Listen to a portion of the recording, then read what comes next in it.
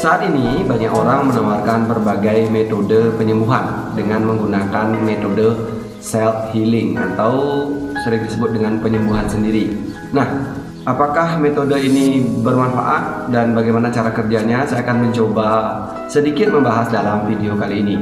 Kata sembuh kalau kita coba urai dari maknanya, bahwa sembuh itu berarti kita kembali ke asal. Artinya kita kembali kepada siapa atau apa diri kita yang sebaik-baiknya atau yang terbaik. Jadi secara integritas, kondisi terbaik kita pada saat kita bisa mengembalikannya kepada kondisi semula ya. Artinya kalau kita hidup sebagai manusia yang normal saja, biasa saja, ya itulah kondisi yang sehat, yang prima. Sehingga kata sembuh atau heal atau healing itu berarti mengembalikan kita ke dalam kondisi seperti itu. Nah, sebenarnya kan manusia memiliki suatu kemampuan, keahlian untuk memiliki suatu integritas atau suatu keadaan yang stabil begitu. Artinya kalau misalnya luka di tangan tanpa dia apa-apain, asalkan tidak ada gangguan, dia akan kembali kepada posisi semulanya. Nah, itulah kelebihan yang kita miliki. Nah, ada suatu mekanisme kecerdasan yang kita miliki di mana healing itu terjadi secara mandiri atau self.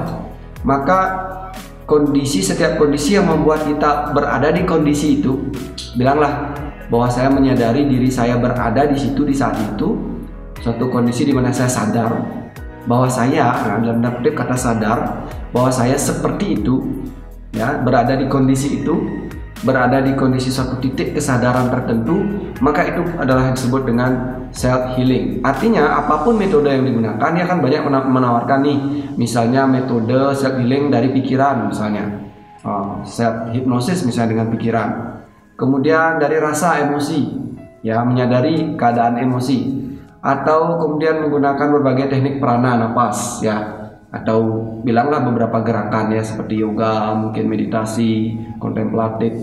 Kemudian mungkin ada yang disebut dengan healing by energy, ya, ada yang mungkin pakai ketokan-ketokan di badan, memegang tangan tertentu, usapan, apapun itu bentuknya, ya.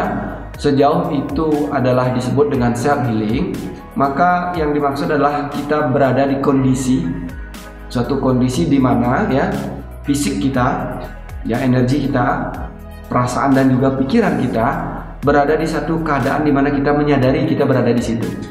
Nah, kita sakit karena energi kita lemah, ya, pikiran kita jauh kemana-mana, perasaan kita mungkin guncang, tidak disadari.